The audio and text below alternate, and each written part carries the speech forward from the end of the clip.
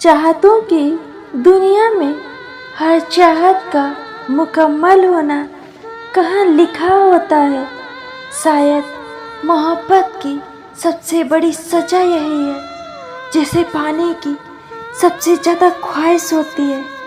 कई बार वही हमारी किस्मत में नहीं होता।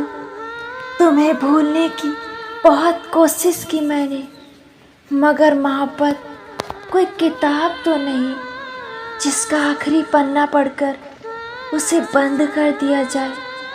शायद हमारी कहानी का अंत हमारी मोहब्बत जितना खूबसूरत नहीं था, मगर सच ये है मैंने तुम्हें खोकर भी तुमसे मोहब्बत करना नहीं छोड़ा, क्योंकि कुछ मोहब्बतें मिलने के लिए नहीं होती, बस उम्र भर याद रहने के लिए होती हैं।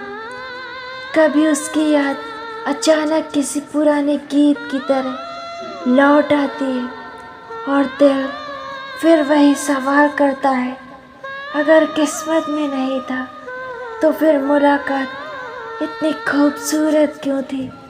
मैंने तो तुम्हें सिर्फ कुछ पलों के लिए नहीं चाहा था, मैंने तो तुम्हारे साथ अपनी पूरी जिंदगी देख ली थी।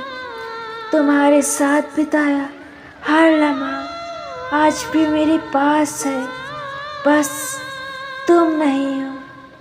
कभी कभी दिल करता है तुमसे पूछूं, क्या तुम्हें भी मेरी कमी महसूस होती है?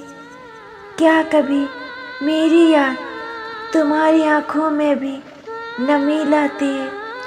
लेकिन फिर खुद से ही चुप हो जाती हूँ, क्योंकि कुछ सवालों के जवाब मिल भी जाए तो दर्द कम नहीं होता। अब तुमसे कोई शिकायत नहीं है, बस एक अफसोस ज़रूर है। हम दोनों एक दूसरे को चाहते थे, मगर शायद उतना नहीं जितना हमें एक दूसरे का होने के लिए चाहना चाहिए था। इसलिए अब तुम्हें अपनी ज़िंदगी में वापस बुलाने की जिद नहीं है, बस दिल में एक छोटी सी जगह आज भी तुम्हारे नाम है, जहाँ ना कोई शिकायत है ना कोई उम्मीद, बस एक अधूरी मोहब्बत है जो पूरी ना होकर भी मेरी ज़िंदगी की सबसे खूबसूरत याद बन गई। और तुम भी मेरी ज़िंदगी का वह अध्याय हो जिसे मैं कभी दोबारा पढ़ना तो नहीं चाहती, मगर मिटाना भी नहीं चाहती, क्योंकि उस अध्याय में दर्द बहुत था, लेकिन उसी दर्द में मेरी सबसे सच्ची मोहब्बत भी तो थी। कभी सोचा नहीं था कि एक इंसान की कमी पूरी ज़िंदगी की कमी बन जाएगी।